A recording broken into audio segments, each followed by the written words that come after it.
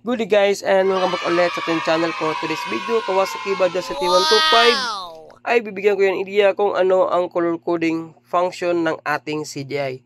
Magkaiba po ang unang labas na coding ng ating Bajaj CT125 at ngayong 2024 po na model. Kasi po yung 2024 na model ng CDI ng Kawasaki 125 apat lang po ang wire. Samantalang yung unang labas is nasa mga 6 po ang kanyang wire. So, ibig sabihin, battery operated po ang bagong labas ng mga Kawasaki Bajaj CT125. Kasi po, apat lang kanyang wire, positive accessory, ground, pulser, at ignition coil. Samantalang yung unang labas is meron siyang positive, merong negative, merong primary supply, merong ground, at saka merong pulser. Pero itong bagong model guys ay battery operated na po ang kanyang CDI. So, ipapabunot natin kabusing guys para makita nyo ang color coding ng ating CDI at kung saan ito nakakonect. Kung ilang resistance meron ang kanyang pulser at ang kanyang positive supply papasok sa ating CDI. Pati na rin ang kanyang ground at papuntang ignition coil na wire. So, medyo may katigasan po ang kanyang CDI guys kasi first time pa itong nabunot. Nagkataon is meron tayong tinrabaho motor, no? Ito motor niya. At nagkabit tayo ng mga ilaw. So, nakita natin na apat lang ang wire ang bagong labas na CDI ng Kawasaki Bajaj CT125. Diyan nyo makita guys yung white, red, yung black, yung purong black, yung blue, brown, at saka yung black, yellow. Yung red na white guys o white, red, at saka black, yellow, yan po ay na-connect papunta sa ating stator. Yan po ang kanyang pulser at ground ng ating pulser. So, yan po ay na-connect na sakit na yan sa ating stator assembly. So, kung titingnan nyo guys, yung black yellow na wire, yan po ay ground connection. Yan yung hinila ko na insulator, yan po ay ang kanyang ground connection. Samantalang yung kulay black naman is nasa ilalim na bahagi ng ating ground connection, which is na-connect sa ating ignition coil. So, yung purong black guys, yan po ay ignition coil na linya na connect sa ating CDI. Yung nag-iisang sakit guys, katabi ng ating sakit naman na mayroong 3 wire. So, kailangan bunutin natin ang sakit na ito guys para ma-check natin kung ilang resistance meron ang ating CDI na standard. Kasi kapag sumubra at kumulang, abnormality na po yon na resistance sa ating CDI. Dito natin malaman kung ilang resistance meron ang standard na CDI ng ating 125 na Bajaj. So, bunutin na natin. So, yan, nabunot na siya guys. Siyempre, sa 3 wire na yan, i-check natin yan guys ha. So, una natin i-check ang kanyang pulser muna. Yung red, white o white, red. Pagkatapos naman, i-check natin ang kanyang input positive accessory. Para ma-confirm natin na ito ay battery operated once na uilaw ating valve tester. So, unahin natin i-check ang kanyang pulser. Sa pulser naman guys, sa ating digital tester is yung bawat tester natin kahit makabaliktad kahit sa ground or kahit sa yung red white ay pwede guys as long as meron tayong resistance na makukuha. Okay. So meron siyang 178. So 178 po ang standard na resistance ng ating pulser. So kung hindi yan bababa sa 120 at susubra naman sa mga 200 plus, so maaring abnormal na ang ating pulser at possible may chance na masusunog ang loob ng ating pulser, which is magnetic wire ang laman. Next naman, i-check natin guys ang positive accessory, yung brown blue na may rebate guys na blue, yung brown. So usually brown talaga ang positive input accessory, ay output accessory ng ating Kawasaki. Pero meron siyang kulay blue na kaunti guys. So i-check natin at confirm natin kung iilaw ba ang ating valve tester. Kung ilaw ating valve tester ng hulugan na positive supply, positive output supply ang ating CDI. So yun guys, since umilaw ang ating valve tester ng hulugan na battery operated ang ating CDI. Amazing! At dito natin na-confirm na ang mga bagong labas na mga 125 na 24 model ay mga battery operated. Samantalang yung isang wire naman na makita natin guys, yung tinuro ko, yan naman ang wire papunta sa ating ignition coil. Yung black yellow naman automatic, naka-body ground, naka-free ground, at naka-connect ang ground sa ating ignition coil. So yun lang guys, no? Sa mga bagong kuha dyan ng mga Bajaj CT125 na 24 model, at least may idea kayo na battery operated na ang inyong motor. At the same time, battery drive na po ang headlight ng ating Bajaj CT125. Yun lang guys, no, abang-abang na lang sa ating next video. At syempre, shoutout sa owner. Ride safe, God bless.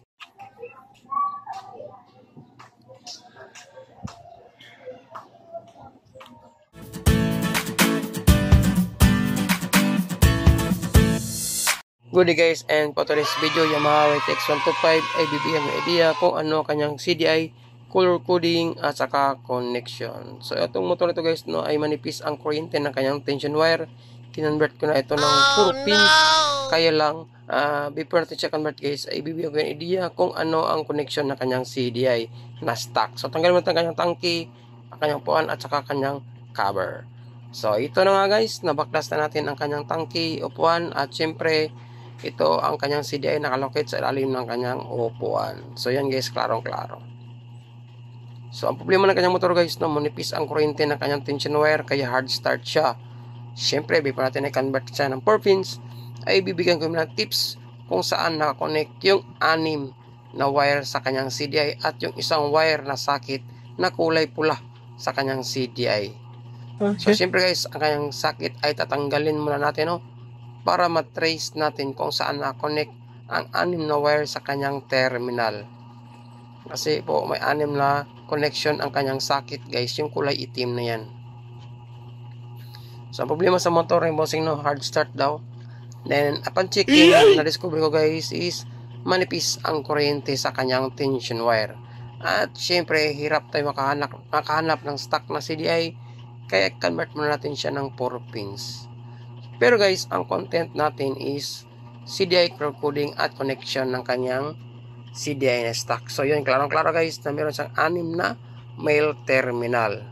Pero dito tayo kukuha ng connection sa kanyang sakit. So para makuha natin ang connection at saan naka-locate ang kanyang 6 na wire guys, ay kailangan sikwatin mo natin yung plastic na kulay yellow sa gitna gamit ang maliit na flat screw. Okay. So ito guys, tuturo ko na sa inyo ang mga kulay na yan. Meron siyang brown, meron siyang yellow, meron siyang puti, meron siyang sky blue, meron siyang black, meron siyang blue na may lining na black. So yun po, 6 na wire ang makikita natin sa kanyang socket guys, you know. Okay.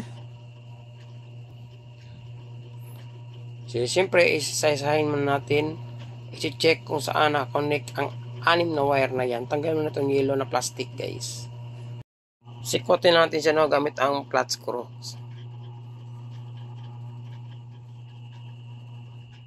Yun, tumilapan pa siya guys. So kunin mo natin. So ito yung itsura ng kanyang plastic kapag makuha na natin siya.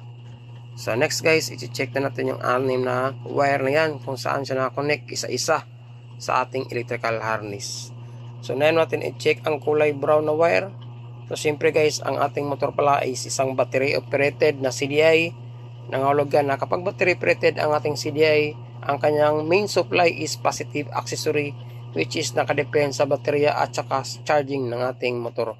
Kapag walang battery, automatic mag-replace ang charging ng ating motor na siyang nasusupply sa ating CDI. So yan guys, confirm na positive ang supply o baterya ang supply ng ating CDI, you know.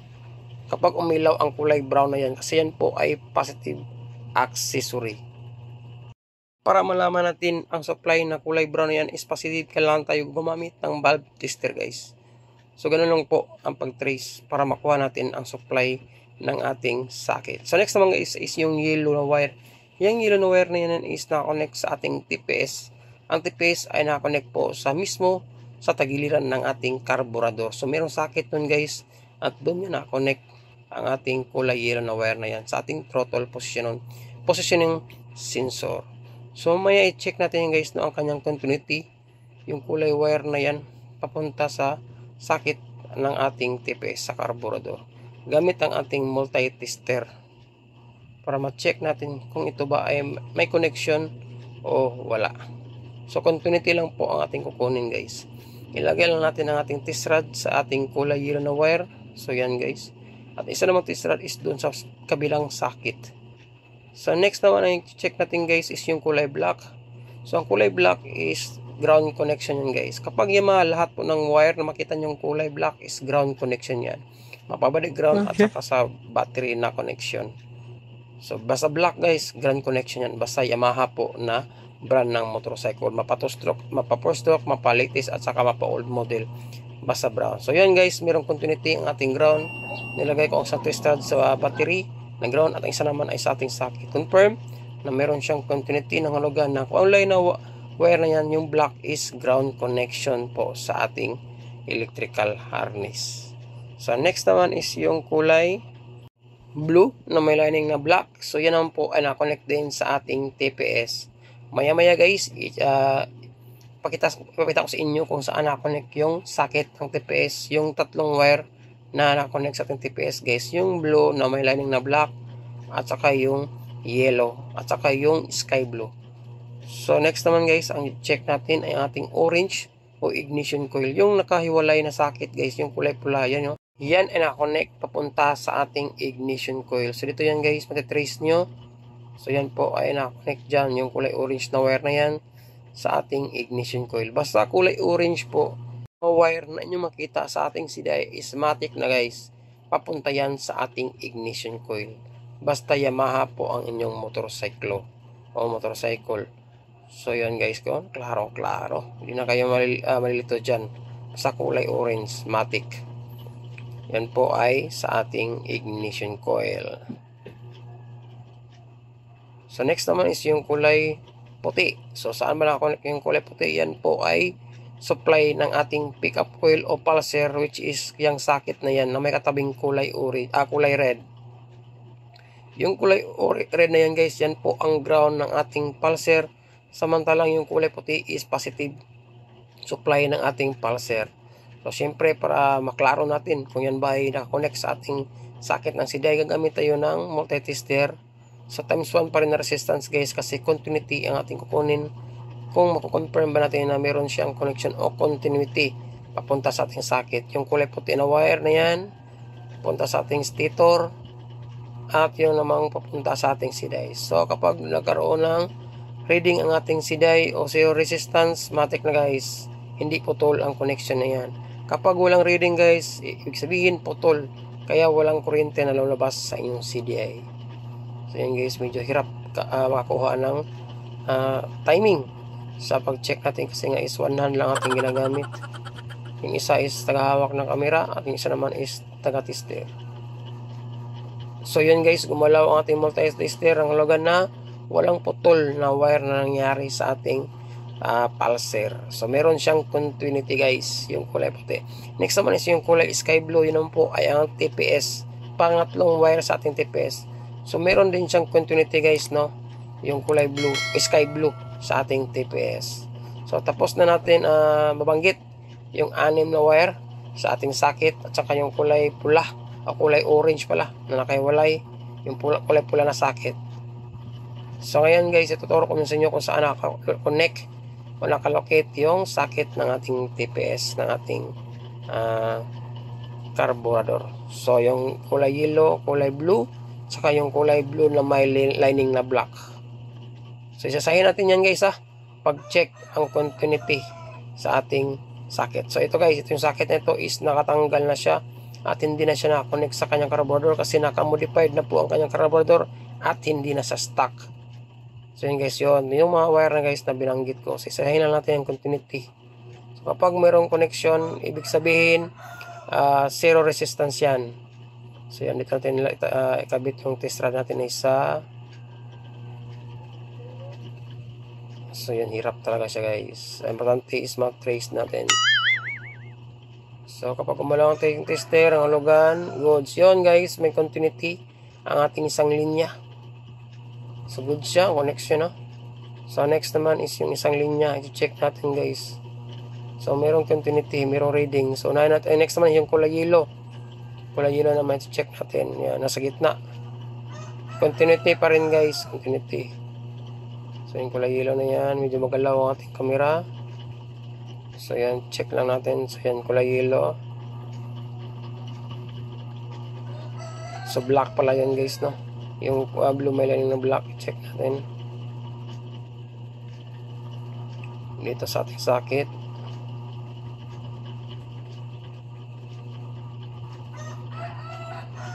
So check natin ang continuity. Yan, nasa gitna na tayo guys. Blue na may lining na black. Check natin kung gumalaw ba ang ating multi-tester. Yan, hindi makita guys, no? Check natin, try natin, angat ang camera. Hirap siya.